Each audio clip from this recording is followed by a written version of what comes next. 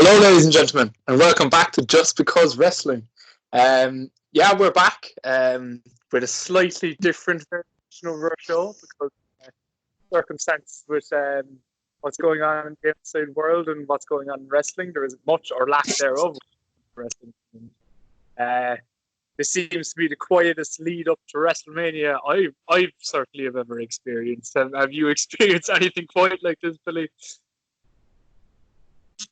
No. I don't think anyone currently living has experienced anything like this. It's so weird.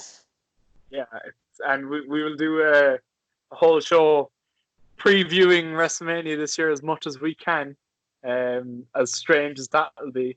But to get ourselves into the spirit and try and get people excited for whatever WrestleMania type we're going to see this year, we decided we're going to go back and look at some of the old classic matches, especially in around WrestleMania history. We might veer outside of WrestleMania and do some other matches, but we said we'd start with the WrestleMania ones just to get in the mood. So, do you want to tell them what we're going to start with? Yeah, we're starting off with a classic. I think it's both. I think it's one of mine and your favorite matches. It is Edge versus Mick Foley in a hardcore match from WrestleMania 22. One of the most underrated WrestleMania matches, I think, of all time. I think this is, like, for years, Mick Foley searched for his WrestleMania moment. I think this was it. This is the pinnacle of his WrestleMania career. I think it shot Edge into another level in terms of character development and in terms of heelness, and in terms of like main event player. I think this match propelled him to that, and yeah. So if you want to watch along, it's we're at an hour and 5 minutes 14 seconds right now, getting ready to watch along here. Do you have any thoughts on this match or any of the lead up to this match? Can you remember anything of it? Well, I can remember, like, that's the thing about this match. I can remember so much of it because it's just burned into my memory. But I remember I first watched this match because I remember I had WrestleMania 22 on DVD, and I remember I watched this match when I was, how old was I when this 2006? I would have been 8. So I watched this when I was like 8 years old. And I remember being absolutely scared for life. I thought Edge lost his eyeball. I was shook. I was shook when this match happened. And this match terrified me to my very core. Yeah, at 8 years old, I would have been roughly around the same age when I saw it. Probably shook me to my core as well. A lot. We'll turn it on now in a sec, but a lot of stuff in this match. It was like the first time you had seen it, especially like an American audience, and and some of the stuff you've never seen again. Some of the spots was really good. I thought it was like a coming together of two very creative minds in Mick Foley and Edge, and that this business probably has ever produced. And I still think it holds out to this day, but we'll see in a while when we watch it. From what I can remember, and I've seen this match a number of times, this match is a fantastic match. Yeah, and like that's the thing as well. And it's, I know it's called a hardcore match. It was billed as a hardcore match, and it most certainly is. But like this felt like this is proper like death match wrestling. One of the most hardcore matches I would say ever in WWE. Yeah. So we get into it. I'll give a countdown there, and we'll click. We'll go to play. So on the count of 3. We do. So 2, 1, play. Is it? Yeah. Okay, you ready? So 3, 2, 1, play. Yeah. So don't cut out now like the last time, please. I won't. Okay. 3, 2, 1, play. I didn't like the pause you did there. I thought you cut out. I really was. I got scared. I did not mess with you. I know you did. I knew. So here he comes. The rated R superstar. Superstar. Yeah, and you didn't have Tony Chimmel. This is pre-Tony Chimmel on the call. Still Lillian Garcia. This is a raw branded Edge. Yeah. Coming down with a baseball bat.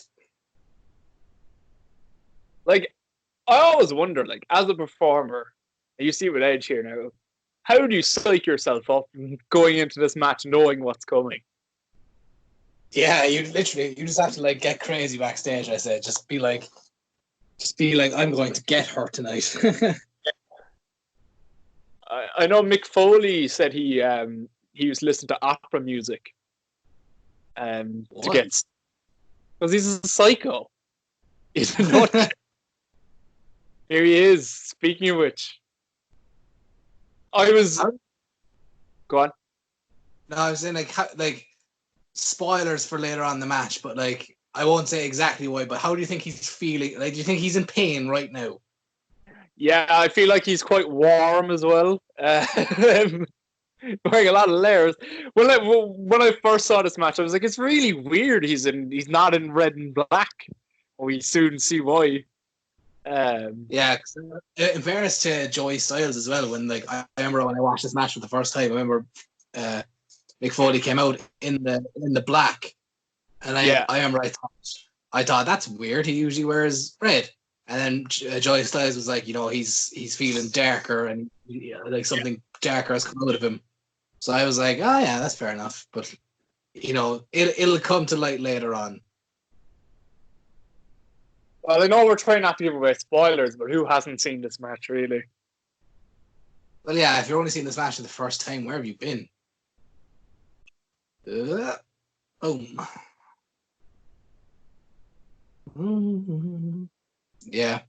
Edge set to have his first WrestleMania match now in next week for the first time in 9 years. Yeah, 9 years since his last WrestleMania match, which is crazy. It's going to be the last man standing match in the middle of a pandemic. In an empty arena, nonetheless. Here is a cookie sheet. He wails me. Watch out. Oh. Can't fake. God, Jesus. He's still standing. Oh, God. Just baking trays against the skull. Oh. How is Mick Foley, how is his brain still functioning properly? How is any of his body still functioning? You think of it. I know it's not functioning well, but it's still functioning. Yeah, that's true. Whiplash on that, Oh, here it is. Here's the spot. Is it now, is it? Yeah. I remember freaking out when this first happened because I was like, Edge actually just blew his shoulder out. What an idiot. Yeah. This is brilliant. You've never seen anything like this before or ever again. This is so innovative. Watch Edge's arm here now.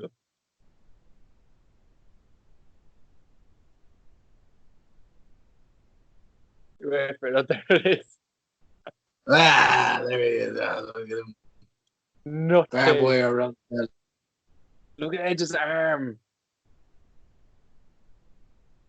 And wire cutters in his sock. I forgot about that, actually. I forgot the wire cutters in his sock. How did he walk around with that comfortably? Because that is really tight around his body as well. Well, he obviously didn't. Look at his arm. Yeah. Jesus. You know a match is serious when someone's bleeding from another part of their body other than their face. Someone starts bleeding from their back or their arm. You're just oh god. That's when you know you're in a fight. Because you can't blade. Oh. Jesus, these men put themselves through hell in this match. And Lita too, in fair. Yeah. Lita later on takes some bumps. she's another psychopath. Yeah. Do you know what I don't get, right?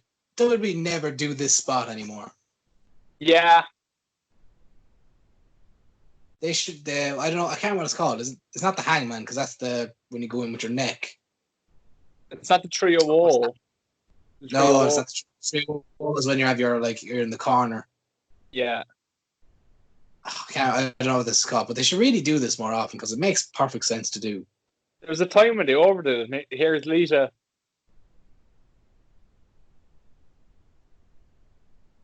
Then Lita did the other lunatic. Oh, there they all go.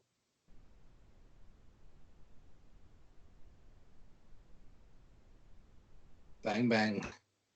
She played a huge part in this match, actually. Yeah, she did. She's part of the final spot as well, I think, isn't she?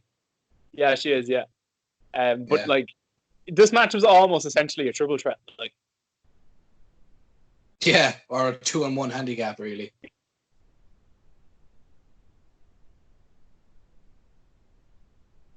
What did you think of the WrestleMania 22 stage and where you had all the faces go around the arena? I didn't mind that. I actually had a problem with the actual Titantron set because they had Joe's meant to look like the Chicago skyline, I think, and yeah, what's it called? Whoever's Titantron would be whoever's video package would be playing through the building's windows, and it was really obscured and you really couldn't tell what was happening. So I thought that was really annoying. Here, it's the obligatory Mick Foley's into the stair spot. Yeah, it's not Mick Foley as he hurls himself at the steps.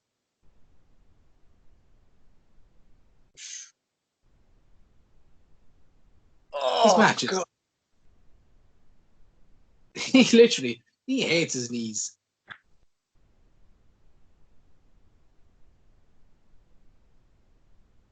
That, there's no faking that. That's brutal. Has he had knee replacements in the past? I don't think he has. I'd be shocked if he hasn't. He has to have. He can't be using the same old things he's been walking around on for 50 odd years. But the thing is, Mick is a big man. So when he hits the floor, he hits hard. Yeah, it's not like Rey Mysterio, and Rey Mysterio is a guy who had problems with his knees anyway. But he's a guy he can land because he's lighter, he can land better. But Mick always tuds, he always just fucking falls like a ton of bricks. He doesn't seem to break his fall at all. He just he just flat out in his back or his knees. You know who always like that as well whenever you wrestled? Vince was so unathletic when he fell or anything. It just looked like a hurt all the time. Yeah. So we have now Chekhov's table. Another brutal spot. Oh God! How is this man not brain damaged? I love how the ref takes special care of his hands, so not to hurt it on the ramp. His little mini counts. Also, another marvel is that the sock is still in his drawers. Yeah. How it stays in? Oh, he goes trying to set him on fire here. Remember, I was he's gonna set him on fire. Imagine he did. This should have. That would have been funny. You know what always baffled me though is when he puts later. What's that? Sorry. Is it when he goes through later and how does he Yeah. Yeah. Unless they actually didn't use lighter fluid and they switched the bottles at some stage, which I assume that's the way they did it. Yeah, probably. Like, It's the 'cause, same like, bot Lita uses. Like, yeah, in that case, then like he's walking around with lighter fluid on him for this whole match, which is you probably can't do like legally. Like even the fumes would probably like make you dizzy and shit. Like, yeah, but it's Mick. Do you think he cares about a little bit of fumes?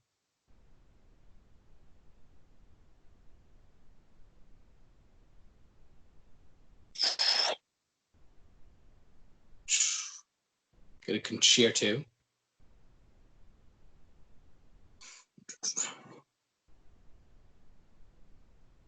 So what was the bill going up to this match again? I can't really remember. I'm not really sure. I can't remember the bill. I just remember the match. Was it something got to do with the Royal Rumble and Foley coming in during the Royal Rumble, or we go again? Well, I know Edge was champion at the start of the year, and then he lost to Cena at some point. I think he lost to Cena on Raw, and then Lost in the team match, no? I don't know. I think was Mick like the special guest, like general manager who made the match or something? I don't know. Or maybe. I always thought he lost his first title run in the TLC match in Toronto. I don't forgive it. No. His actual first title reign only lasted like 3 weeks or something. It didn't last very long.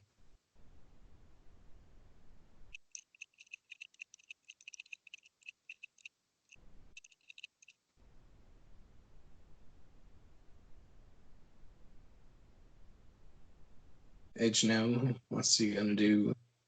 There's so many spots in this match. I can never remember all of them. Yeah. Mick just like a stuffed pig, just bleeding all over the place. Oh, the thumbtack and the brass knuckles. I don't think the brass knuckles come into play at all, though. I don't know. I think they were just there for effect. Yeah. Joe's hilarious as well. It's like, whenever they bring out like the tax, Yeah. they always act so surprised when it actually is tax. Like, what are they expected to be? Yeah. In fairness, kind of the newest trend has been Legos. Yeah. But, I don't know. Reverse. Pin cushioned. Oh. And he gets so much in as well. There's so many in his back. Yeah. Because like when you see it every so often, and there's even like a little hole in the middle where he hit. And you know what's amazing about this match as well? Usually, the thumbtack bump is the end bump, but he has to wrestle at least another 10 minutes with the thumbtacks in his back. Yeah. There we go. Extreme Socko. Oh my god. Ow. Yeah. Oh. There he goes. And Lita gets it way worse. Yeah, so her mouth starts bleeding when the camera cuts to her here. See, there it is, yeah. That's psychopath. He's a nutcase.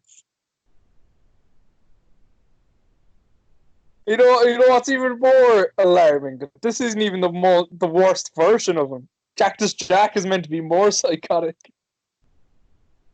I thought, I was actually surprised that he wasn't Cactus Jack for this match. Yeah.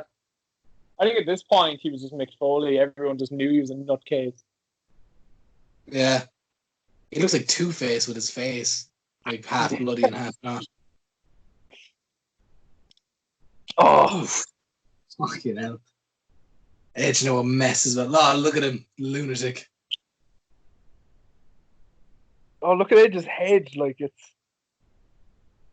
Edge's... I don't know if it was real or not, but Edge's selling in this match, if it's not real, it was amazing. Look at this hair. I think it was probably... Oh. I think it was probably half and half. It had to be like, you have to be in some sort of pain.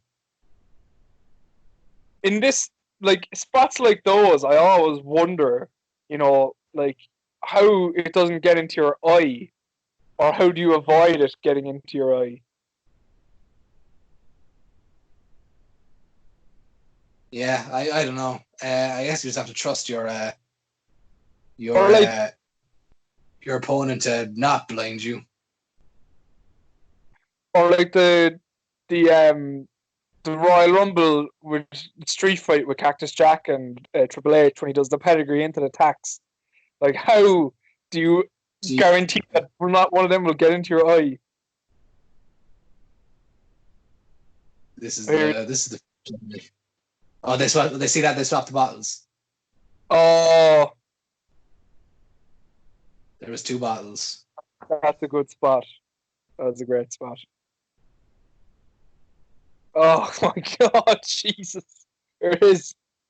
Here it goes. Oh, oh.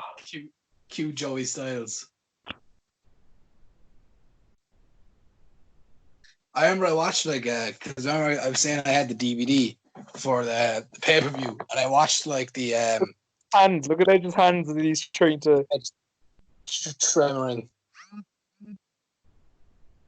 1, 2, 3. It's not even that long of a match, but it's still such a good match. Yeah, it's just a car crash in every sense of the word.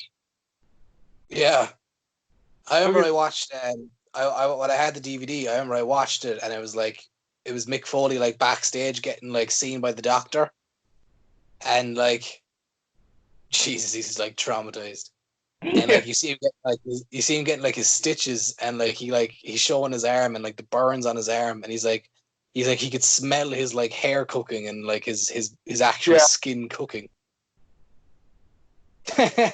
He won, oh my God, and takes a picture. Oh, this was the spot that scared this crap out of me, because I was like, oh, look at his eye. But you know what? Edge is so good that his reaction to that didn't take away from Foley losing. That put Foley over more than Foley win it if Foley was to win the match. The way he was he looked like he came out of hell. Like,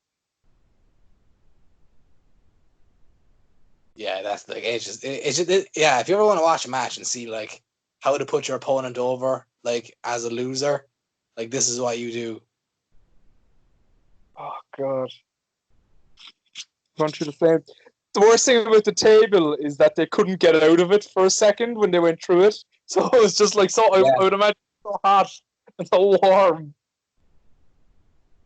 But like, even look at Lita. Lita looks like she's been in a war. Edge looks like he's been in a war. He'll cut the Foley here. Like, look at the ring. Yeah, what a crazy match! This match is insane. It's definitely Foley. He's loving it.